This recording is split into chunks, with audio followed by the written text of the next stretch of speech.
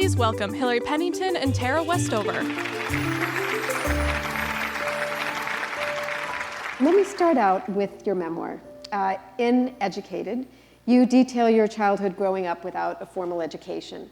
Your parents were survivalists, and while they taught you things like herbal medicine and how to survive in the wild, you had to teach yourself skills I use every day. Everything, every day. Other students learned in school, and it wasn't until college at 17 when you stepped into a classroom for the first time.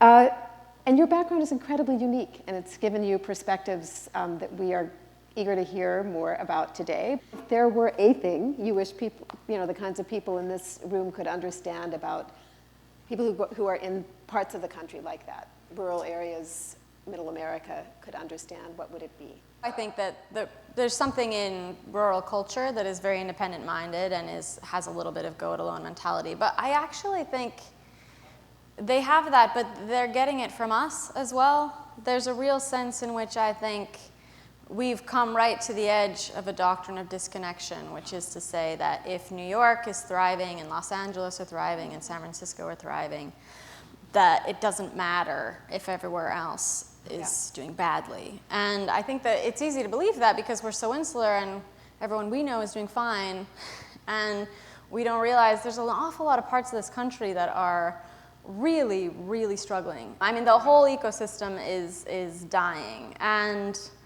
I think it's an urban-rural thing. I think the cities are doing great under automation. The cities are doing great under globalization. The modern economy is built for the cities. Right. And we have to ask ourselves some serious questions about what are we going to do about the rest of the country that isn't growing. What do you think? I think if we want them to believe that we're all in it together and we're all fighting the same fight, we have to send them that message. And right now the message we're sending them is we're doing fine. We don't care what's happening to you because we're fine.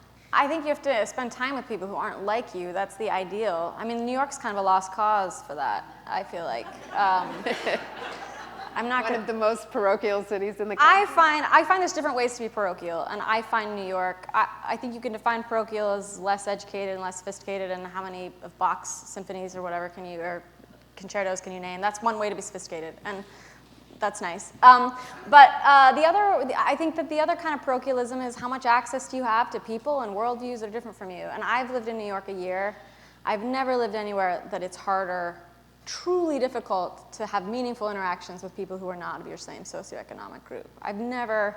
There's a meaningful sense in which I would say New York is possibly the most parochial place I've lived by that other definition. That's a whole different level of stratification when you don't even know anybody who doesn't have your income and your education level. And how can you have true empathy or know what problems people are facing or try to not talk in a condescending way if you don't have anyone in your life that you deeply care about who is on the other side of that divide? Thank you. That is a challenge for the rest of the day. Good luck.